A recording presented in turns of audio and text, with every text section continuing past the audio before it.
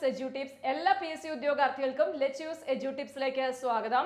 നമ്മൾ പ്രിപ്പയർ ചെയ്തുകൊണ്ടിരിക്കുന്ന university level LGS എക്സാമിനേഷന്റെ biology പാർട്ടാണ്. അതിൽ മനുഷ്യ ശരീരത്തെക്കുറിച്ചുള്ള പൊതു അറിവ് നിങ്ങൾ പഠിച്ചു കഴിഞ്ഞു.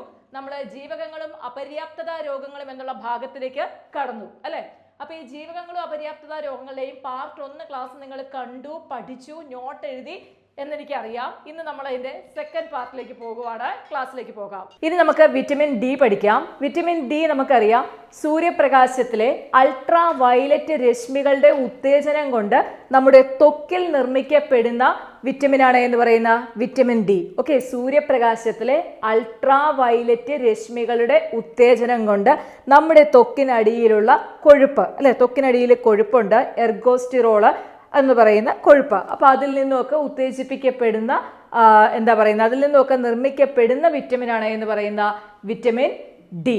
ഓക്കെ, അപ്പൊ വിറ്റമിൻ ഡി സൂര്യപ്രകാശത്തിന്റെ സാന്നിധ്യത്തിൽ അല്ലെങ്കിൽ അൾട്രാ വയലറ്റ് രശ്മികളുടെ ഉത്തേജനം കൊണ്ട് ഉണ്ടാക്കുന്നത് കൊണ്ട് ഇതിനെ എന്ത് വിളിക്കുന്നുണ്ട്? സൺഷൈൻ വിറ്റമിൻ എന്നാണ് അറിയപ്പെടുന്നത്. ഓക്കെ, സൺഷൈൻ വിറ്റമിൻ എന്നാണ് വിറ്റമിൻ ഡി അറിയപ്പെടുന്നത്. വിറ്റമിൻ ഡിയുടെ രാസനാമം നമ്മൾ ഇന്നലെ പഠിച്ചതാണ് അല്ലെ, കാൽസിഫെറോൾ. അപ്പോൾ ഓർത്ത് വയ്ക്കുക, വിറ്റമിൻ ഡി ആണ് എന്തെന്നറിയപ്പെടുന്നത്? Sunshine vitamin. അതുപോലെ തന്നെ സ്റ്റിറോയിഡ് വിറ്റമിൻ എന്നറിയപ്പെടുന്നത് തന്നെയാണ് വിറ്റമിൻ ഡി ആണ് സ്റ്റിറോയിഡ് വിറ്റമിൻ എന്നും അറിയപ്പെടുന്നത്. നമ്മുടെ അസ്ഥികളുടെ വളർച്ചയ്ക്ക് ആവശ്യമായിട്ടുള്ള വിറ്റമിനാണ് വിറ്റമിൻ ഡി. അതുപോലെ തന്നെ നമ്മുടെ പല്ലുകളുടെയും എല്ലുകളുടെയും ഒക്കെ വളർച്ചയ്ക്ക് ആവശ്യമായിട്ടുള്ള വിറ്റമിൻ കൂടിയാണ് വിറ്റമിൻ ഡി. നമ്മൾ ചില ഹെൽത്ത് ഡ്രിങ്ക്സ് ഒക്കെ വാങ്ങുമ്പോഴത്തേക്ക് അതിനകത്ത് വിറ്റമിൻ ഡി എല്ലുകളുടെയും പല്ലുകളുടെയും വളർച്ചയ്ക്ക് ആവശ്യം എന്നൊക്കെ പറഞ്ഞ് പരസ്യം കാണാറുണ്ടല്ലേ. അപ്പോൾ ഇതൊക്കെ നമുക്ക് പഠിക്കാനായിട്ട് സഹായിക്കുന്ന കാര്യങ്ങളാണ്. അപ്പോൾ അതൊക്കെ ഒന്ന് നോട്ട് ചെയ്ത് വെച്ചേക്കണം. അപ്പോൾ ഓർക്കുക, അസ്ഥികളുടെ വളർച്ച, എല്ലുകളുടെ വളർച്ച, പല്ലുകളുടെ വളർച്ചയ്ക്കൊക്കെ ആവശ്യമായിട്ടുള്ള വിറ്റമിനാണ് ഇത് വിറ്റമിൻ ഡി. അപ്പം ഞാൻ പറഞ്ഞു സൂര്യപ്രകാശത്തിൽ നിന്നും ഉൽപ്പാദിപ്പിക്കപ്പെടുന്നതാണ്. സൂര്യപ്രകാശം അടിക്കുന്നത് കൊണ്ടാണ് നമ്മൾ ത്വക്കിൽ ഈ വിറ്റമിൻ ഡി ഉൽപ്പാദിപ്പിക്കപ്പെടുന്നത്. അപ്പം നമുക്ക് ഇങ്ങനെ പറയാൻ സാധിക്കും, മനുഷ്യ ശരീരത്തിൽ ഉൽപ്പാദിപ്പിക്കപ്പെടുന്ന വിറ്റമിനാണ് എന്ന് പറയുന്ന, അല്ലെങ്കിൽ നമ്മുടെ ത്വക്ക് ഉൽപ്പാദിപ്പിക്കുന്ന വിറ്റമിനാണ് എന്ന് പറയുന്ന വിറ്റമിൻ ഡി.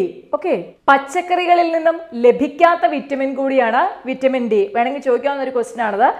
പച്ചക്കറികളിൽ നിന്നും ലഭിക്കാത്ത അല്ലെങ്കിൽ ഇലക്കറികളിൽ നിന്നും ഒക്കെ ലഭിക്കാത്ത വിറ്റമിനാണ് ഇത് വിറ്റമിൻ ഡി എന്നറിയപ്പെടുന്നത്. ഓക്കെ, അപ്പം ഓർത്ത് വെക്കണം, സൺഷൈൻ വിറ്റമിൻ ആണ്, സൂര്യപ്രകാശത്തിൽ നിന്നും ലഭിക്കുന്നു. പച്ചക്കറികളിൽ നിന്നും ലഭിക്കാത്ത വിറ്റമിനാണ് ഇത് വിറ്റമിൻ ഡി. നമ്മുടെ ശരീരത്തിലെ കാൽസ്യത്തിൻ്റെയും കൊഴുപ്പിൻ്റെയും ഒക്കെ ഉപാപചയ പ്രവർത്തനത്തിനെ സഹായിക്കുന്ന അല്ലെങ്കിൽ ഉപാപചയ പ്രവർത്തനങ്ങൾക്ക് ഗുണകരമാകുന്ന രീതിയിൽ പ്രവർത്തിക്കുന്ന വിറ്റമിൻ കൂടിയാണ് ഇത് വിറ്റമിൻ ഡി. ഓക്കെ, അപ്പം ഇനി പഠിക്കേണ്ടത് വിറ്റമിൻ ഡിയുടെ അപര്യാപ്തത കൊണ്ടുണ്ടാകുന്ന രോഗങ്ങൾ. വിറ്റമിൻ ഡി ഇത് ഒത്തിരി തവണ റിപ്പീറ്റ് ചെയ്ത് ചോദിച്ചിട്ടുള്ളതാണ്. വിറ്റമിൻ ഡിയുടെ ഡെഫിഷ്യൻസി ഡിസീസ് അല്ലെങ്കിൽ അപര്യാപ്തത കൊണ്ട് കുട്ടികളിൽ ഉണ്ടാകുന്ന രോഗമാണ് കണ അല്ലെങ്കിൽ റിക്കറ്റ്സ് എന്ന് പറയും. ഓക്കെ, റിക്കറ്റ്സ് അല്ലെങ്കിൽ കണയാണ് വിറ്റമിൻ ഡിയുടെ അപര്യാപ്തത മൂലം കുട്ടികളിൽ ഉണ്ടാകുന്ന രോഗം. വിറ്റമിൻ ഡിയുടെ അപര്യാപ്തത മൂലം മുതിർന്നവരിൽ ഉണ്ടാകുന്ന രോഗമാണേത് ഓസ്റ്റിയോമലേഷ്യ. അപ്പൊ ഇതൊന്ന് ജസ്റ്റ് നോട്ട്ബുക്കിലേക്ക് എഴുതിയെടുത്തിട്ട് പഠിക്കാൻ ശ്രമിക്കണം.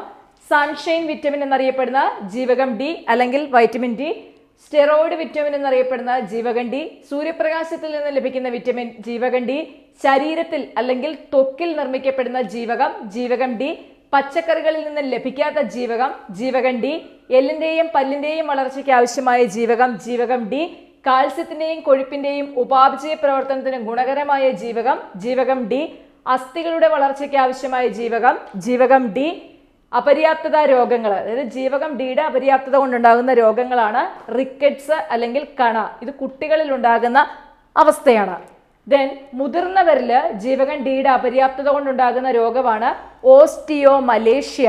നെക്സ്റ്റ് നമുക്ക് പഠിക്കാനുള്ളത് വിറ്റമിൻ ഇ ആണ്, അല്ലെങ്കിൽ ജീവകം ഇയെ കുറിച്ചാണ് പഠിക്കാനുള്ളത്. ജീവകം ഇ പലതവണ പ്രീവിയസ് ഇയർ ക്വസ്റ്റ്യൻ പേപ്പറിലൊക്കെ കണ്ടിട്ടുള്ള ഒരു വൈറ്റമിൻ തന്നെയാണ് വൈറ്റമിൻ ഇ അല്ലെങ്കിൽ ജീവകം ഇ. ജീവകം ഇ അറിയപ്പെടുന്നതാണ് beauty vitamin. Okay, beauty vitamin എന്നറിയപ്പെടാൻ കാരണം നമ്മുടെ സ്കിന്നിനെ സംരക്ഷിക്കുന്ന വിറ്റമിനാണ് എന്ന് പറയുന്ന വിറ്റമിൻ ഇ അല്ലെങ്കിൽ ജീവകം ഇ. അതുകൊണ്ട് ഇതിനെ ബ്യൂട്ടി വൈറ്റമിൻ അല്ലെങ്കിൽ ബ്യൂട്ടി വിറ്റമിൻ എന്നാണ് ജീവകം ഇ അറിയപ്പെടുന്നത്. ദെൻ ഹോർമോൺ വിറ്റമിൻ എന്നറിയപ്പെടുന്നത് ഏത് തന്നെയാണ്? ജീവകം ഇ ആണ്. ഓക്കെ, ജീവകം ഇ അറിയപ്പെടുന്നതാണ് ഹോർമോൺ വിറ്റമിൻ. അതുപോലെ തന്നെ ആന്റി സ്റ്റെറിലിറ്റിക് വിറ്റമിൻ എന്നറിയപ്പെടുന്നതും ജീവകം ഇ ആണ്. അപ്പൊ ഈ 3 പേര് ഓർത്ത് വെക്കണം. ഏതൊക്കെയാണ്? Beauty vitamin. ഓക്കെ, അതുപോലെ തന്നെ ഏതറിയപ്പെടുന്നുണ്ട്? Anti sterility vitamin, hormone vitamin. അതുപോലെ നിരോക്സീകാരിയായ വിറ്റമിൻ ഏതാണെന്ന് ചോദിച്ചാൽ അതും ഏതാണ്? വിറ്റമിൻ ഇ ആണ്. വേണമെങ്കിൽ ക്വസ്റ്റ്യൻ അങ്ങനെ ചോദിക്കാം. നിരോക്സീകാരിയായ വിറ്റമിൻ ഏതാണെന്ന് ചോദിച്ചാൽ അത് വിറ്റമിൻ ഇ ആണ്. ദെൻ നമ്മുടെ പ്രത്യുൽപാദന വ്യവസ്ഥയുടെ പ്രവർത്തനത്തിന് ആവശ്യമായിട്ടുള്ള വിറ്റമിൻ ആണ് ഏതാ?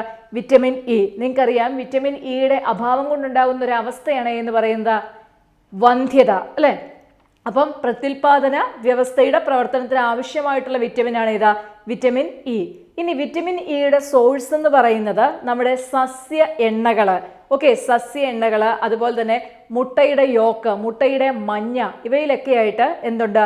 വിറ്റമിൻ ഇ റിച്ച് ആയിട്ട് അടങ്ങിയിട്ടുണ്ട്. ഓക്കെ, അപ്പം മുട്ടയുടെ മഞ്ഞ വേണമെങ്കിൽ ചോദിക്കാം. മുട്ടയുടെ മഞ്ഞയിൽ അടങ്ങിയിരിക്കുന്നത് എന്താണെന്ന് ചോദിച്ചാൽ അത് ഏതാണ്? ജീവകം ഇ അല്ലെങ്കിൽ വിറ്റമിൻ ഇ ആണ് മുട്ടയുടെ മഞ്ഞയിൽ അടങ്ങിയിരിക്കുന്നത്. അപ്പം മെയിനായിട്ട് വിറ്റമിൻ ഇയുടെ അഭാവം കൊണ്ടുണ്ടാകുന്ന രോഗം എന്ന് നമുക്ക് പറയാൻ പറ്റില്ല. വിറ്റമിൻ ഇയുടെ അഭാവം കൊണ്ടുണ്ടാകുന്ന അവസ്ഥ എന്ന് പറയുന്ന ഏതാണ്? അത് വന്ധ്യതയാണ്. ഓക്കെ, അതുപോലെ തന്നെ റെറ്റിനോപ്പതി എന്ന് പറയുന്ന ഒരു ഡിസീസും ഉണ്ടാകുന്നുണ്ട് വിറ്റമിൻ ഇയുടെ അഭാവം കൊണ്ട്. അതായത് നമ്മുടെ റെറ്റിനയ്ക്ക് ഡാമേജ് ഉണ്ടാകുന്ന ഒരു ഡിസീസാണ്. റെറ്റിനയ്ക്ക് ഉണ്ടാകുന്ന ഡാമേജ്, അതാണ് ഇത് റെറ്റിനോപ്പതി. ഇപ്പം റെറ്റിനോപ്പതി എന്ന് പറയുന്ന ഡിസീസിന് കാരണമാകുന്നത് വിറ്റമിൻ ഇയുടെ അഭാവം മൂലമാണ്. പിന്നെ ഓർത്ത് വെക്കേണ്ടത് നമ്മുടെ ഹൃദയത്തിന്റെ സംരക്ഷകൻ എന്നറിയപ്പെടുന്ന വിറ്റമിൻ ആണ് ഏതാ? Vitamin E. അതായത് നമ്മുടെ ഹൃദയത്തെ സംരക്ഷിക്കുന്ന വിറ്റമിൻ ആണ് ഏതാ? Vitamin E. ഇപ്പം ഇത്രയും കാര്യങ്ങളാണ് പ്രധാനമായിട്ടും വിറ്റമിൻ ഇയുമായിട്ട് ബന്ധപ്പെടുത്തി പഠിക്കാനുള്ളത്. ഇത് പഠിക്കുമ്പോൾ ശ്രദ്ധിക്കേണ്ട കാര്യം, നമ്മളോട് ചിലപ്പോൾ ഇങ്ങനെയൊക്കെ ചോദിക്കും, സൺഷൈൻ വിറ്റമിൻ ഏത്? അപ്പോൾ ഓർത്തോണ എന്താണ്? അത് വിറ്റമിൻ ഡി ആണ്.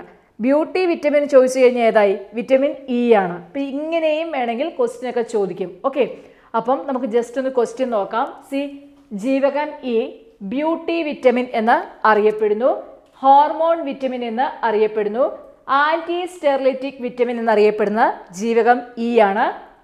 പ്രത്യുൽപാദന വ്യവസ്ഥയുടെ പ്രവർത്തനത്തിന് ആവശ്യമായ ജീവകമാണ് ജീവകം ഇ. മുട്ടയുടെ മഞ്ഞയിൽ കാണപ്പെടുന്ന വിറ്റമിൻ ആണ് ജീവകം ഇ. ഹൃദയത്തെ സംരക്ഷിക്കുന്ന വിറ്റമിൻ ആണ് ജീവകം ഇ. ജീവകം ഇയുടെ അപര്യാപ്തത രോഗങ്ങളാണ് വന്ധ്യത. വന്ധ്യത നമുക്ക് രോഗമായിട്ട് കണക്കാക്കുന്നില്ല, ഒരു അവസ്ഥയാണ്. Then retinopathy. ഓക്കെ, റെറ്റിനോപ്പതി റെറ്റിനയ്ക്ക് ഉണ്ടാകുന്ന ഡാമേജ് വൈറ്റമിൻ ഇയുടെ അഭാവം കൊണ്ടുണ്ടാകുന്നു. കൊഴുപ്പിൽ ലയിക്കുന്ന അടുത്ത വിറ്റമിൻ ആണ് ഏതാ? Vitamin K. അപ്പം നമ്മൾ എ പഠിച്ചു, ഡി പഠിച്ചു, ഇ പഠിച്ചു, ഇനി ലാസ്റ്റ് വൺ കെ ആണ് പഠിക്കാനുള്ളത്. വിറ്റമിൻ കെ നമുക്കറിയാം രക്തം കട്ട പിടിക്കുന്നതിന് സഹായിക്കുന്ന വിറ്റമിൻ ആണ് എന്ന് പറയുന്ന വിറ്റമിൻ കെ. ഓക്കെ, രക്തം കട്ട പിടിക്കുന്നതിന് സഹായിക്കുന്ന വിറ്റമിൻ ആണ് വിറ്റമിൻ കെ. അതായത് നമ്മുടെ വിറ്റമിൻ കെയുടെ സഹായത്താലാണ് എന്ത് ചെയ്യുന്നത്? രക്തം കട്ട പിടിക്കുന്ന വസ്തുവായ പ്രോത്രോംബിൻ കരളിൽ ഉൽപ്പാദിപ്പിക്കപ്പെടുന്നത്. ഓക്കെ, രക്തം കട്ട പിടിക്കുന്ന സഹായിക്കുന്ന പ്രോത്രോംബിൻ കരളിൽ ഉൽപ്പാദിപ്പിക്കപ്പെടുന്നത് വിറ്റമിൻ കെയുടെ സഹായത്തോടു കൂടിയാണ്. അപ്പോൾ വിറ്റമിൻ കെ ആണ് എന്താ? രക്തം കട്ട പിടിക്കാൻ സഹായിക്കുന്ന വിറ്റമിൻ എന്ന് പറയുന്നത്. അതുകൊണ്ട് തന്നെ ഇതിനെ വിളിക്കുന്ന, ഈ രക്തം കട്ട പിടിക്കുന്ന പ്രക്രിയ വിളിക്കുന്ന പേരാണിത് കൊയാഗുലേഷൻ. അപ്പൊ കൊയാഗുലേഷൻ വിറ്റമിൻ എന്നറിയപ്പെടുന്നതാണ് ഇത് ജീവകം കെ അല്ലെങ്കിൽ വിറ്റമിൻ കെ. പലതവണ ചോദിച്ചിട്ടുണ്ട്, ഓർത്ത് വെച്ചിരിക്കണം. കൊയാഗുലേഷൻ വിറ്റമിൻ എന്നറിയപ്പെടുന്നതാണ് വിറ്റമിൻ കെ. ഇനി വിറ്റമിൻ കെയുടെ മറ്റൊരു പ്രത്യേകത എന്ന് പറഞ്ഞു കഴിഞ്ഞാൽ തണുപ്പിക്കുമ്പോൾ നഷ്ടപ്പെടുന്ന വിറ്റമിൻ ആണ്. അതായത് നമ്മൾ പഠിച്ചിട്ടുണ്ട് ആഹാര പദാർത്ഥങ്ങൾ ചൂടാക്കുമ്പോൾ നഷ്ടപ്പെടുന്നതാണ് ഇത് വിറ്റമിൻ സി എന്ന് പഠിച്ചിട്ടുണ്ട്, അല്ലെ? അപ്പം ആഹാര പദാർത്ഥങ്ങൾ തണുപ്പിക്കുമ്പോൾ നഷ്ടപ്പെടുന്ന വിറ്റമിൻ ആണ് ഇത് vitamin K. Okay, then main ആയിട്ട് ഓർത്ത് വെക്കേണ്ട കാര്യം എന്ന് പറഞ്ഞാൽ ചെറുകുടലിലെ ബാക്ടീരിയകൾ ഉൽപ്പാദിപ്പിക്കുന്ന വിറ്റമിൻ ആണ് വിറ്റമിൻ കെ.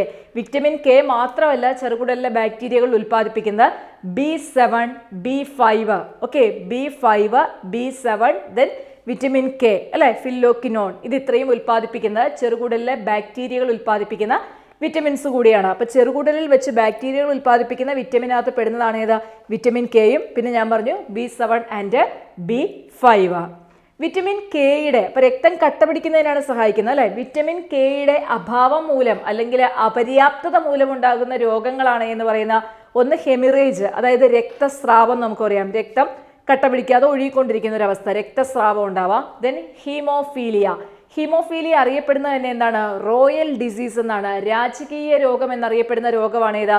ഹീമോഫീലിയ. അതായത് നമ്മുടെ ഇംഗ്ലണ്ടിലെയും അതുപോലെ തന്നെ സ്പെയിനിലെയും റഷ്യയിലെയും ഒക്കെ ജർമ്മനിയിലെയും ഒക്കെ രാജകുടുംബാംഗങ്ങൾക്ക് പാരമ്പര്യമായിട്ടുണ്ടായിരുന്ന രോഗം എന്നുള്ള അർത്ഥത്തിലാണ് രാജകീയ രോഗം എന്ന് വിളിക്കുന്നത്.